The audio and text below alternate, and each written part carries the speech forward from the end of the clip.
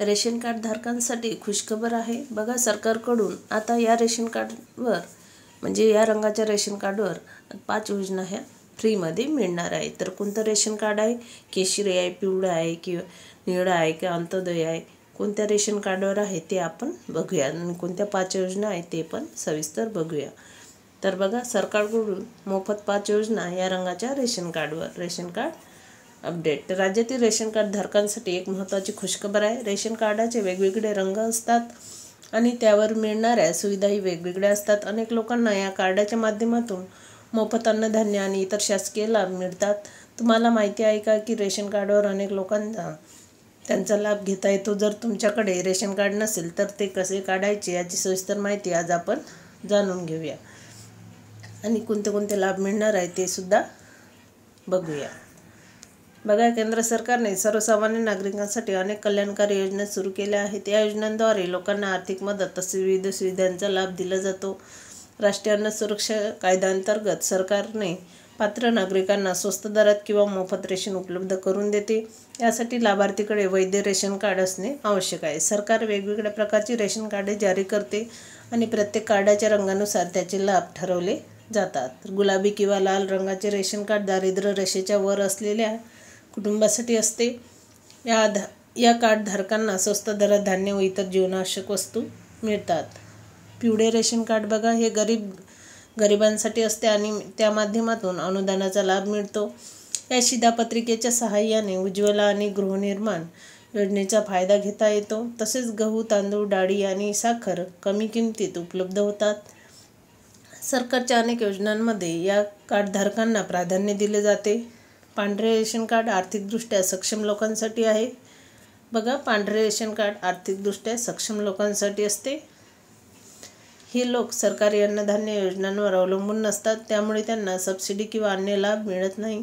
प्रत्येक ration card धारकाला त्यांच्या आर्थिक स्थितीनुसार सुविधा मिळतात असतात। केशरी व निळे रेशन कार्ड बघा, रेशन कार्ड प्रामुख्याने ओळखपत्र किंवा पत्त्याच्या पुराव्यासाठी वापरले जाते। केशरी किंवा निळे रेशन कार्ड तसेच काही सरकारी योजनांचा लाभ घेण्यासाठी सुद्धा याचा उपयोग केला जातो। निळे किंवा केशरी रेशन कार्ड आर्थिकदृष्ट्या कमकुवत कुटुंबासाठी असते, मात्र ते BPL म्हणजेच दारिद्र्य रेषेखालील यादीत समाविष्ट नसतात। हे कार्ड धारक गहू, तांदूळ आणि अन्य अन्नधान्य सामान्य दरापेक्षा कमी किमतीत खरेदी करू शकतात। काही राज्यांमध्ये या कार्ड धारकांना वीज आणि पाणी बिलावरही सवलती मिळत आहे। त्यामुळे मध्यमवर्गीय आणि निम्न मध्यमवर्गीय कुटुंबासाठी हे कार्ड उपयुक्त ठरत आहे। रेशन कार्ड अपडेट प्रक्रिया। तर शिधापत्रिकेत नवीन सदस्यांचे नाव जोडण्यासाठी ऑनलाईन सुविधा उपलब्ध आहे। यासाठी आपल्या राज्याच्या अन्न पुरवठा विभागाच्या अधिकृत संकेतस्थळावर भेट द्यावी लागते। तिथे प्रथम एक नवीन युजर ID तयार करावा लागतो। त्यानंतर आवश्यक कागदपत्रे स्कॅन करून ऑनलाईन अपलोड करावी लागतात। अर्ज सादर केल्यानंतर संबंधित अधिकाऱ्याकडून त्याची पडताळणी केली जाते। योग्य तपासणी पूर्ण झाल्यानंतर त्या व्यक्तीचे नाव शिधापत्रिकेत समाविष्ट केले जाते। त्यामुळे नवीन सदस्यांना सवलतीच्या दरात अन्नधान्याचा लाभ मिळण्यास मदत होते। शिधापत्रिकेत लॉग इन प्रक्रिया कशी आहे ही प्रक्रिया? जर तुमचा ID आधीच अस्तित्वात असेल तर तुम्हाला लॉग इन करावे लागेल। लॉग इन केल्यानंतर तुम्हाला शिधापत्रिकेच्या संदर्भात विविध पर्याय दिसतील। त्यामध्ये नवीन सदस्य जोडण्याचा पर्याय निवडावा लागेल। या पर्यायावर क्लिक केल्यानंतर तुम्हाला एका फॉर्ममध्ये नव्या सदस्यांची माहिती भरावी लागेल। सदस्यांचे नाव, वय, नातेसंबंध यासह आवश्यक तपशील अचूकपणे भरावेत। तसेच त्या व्यक्तीची अधिकृत कागदपत्रे अपलोड करण्याची प्रक्रिया पूर्ण करावी लागणार। अर्ज सबमिशन व ट्रॅकिंग सर्व आवश्यक माहिती भरल्यानंतर आणि कागदपत्रे सबमिट केल्यानंतर फॉर्म अंतिम रूपाने जमा करावा लागेल। एकदा फॉर्म सबमिट झाल्यावर तुम्हाला एक नोंदणी क्रमांक म्हणजेच रजिस्ट्रेशन नंबर प्रदान केला जाईल। या क्रमांकाच्या मदतीने तुम्ही तुमच्या अर्जाची स्थिती ट्रॅक करू शकता। अर्जाची प्रक्रिया पूर्ण झाल्यानंतर संबंधित विभाग तुमच्या अर्जाची तपासणी करेल।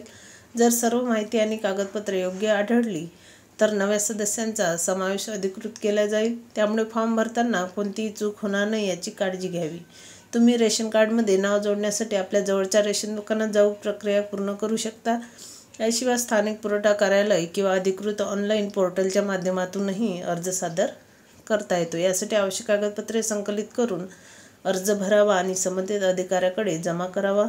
अर्जाची पडताळणी झाल्यानंतर काही दिवसात नवीन सदस्यांचे नाव रेशन कार्डमध्ये समाविष्ट केले जाते. ही प्रक्रिया अधिक जलद आणि सोपी करण्यासाठी सर्व कागदपत्रे पूर्ण व अचूक असावीत. अर्जाची स्थिती जाणून घेण्यासाठी संबंधित कार्यालयाशी संपर्क साधावा. तर बघा, तुम्ही तुमच्या गावात किंवा रेशन जे दुकान असतात तिथे सुद्धा करू शकता. KYC तिथे होतेच, पण हे सुद्धा करू शकता. तसंच तहसीलमध्ये तर पूर्ण काम होऊनच जाते. तर अशी महत्त्वाची माहिती होती.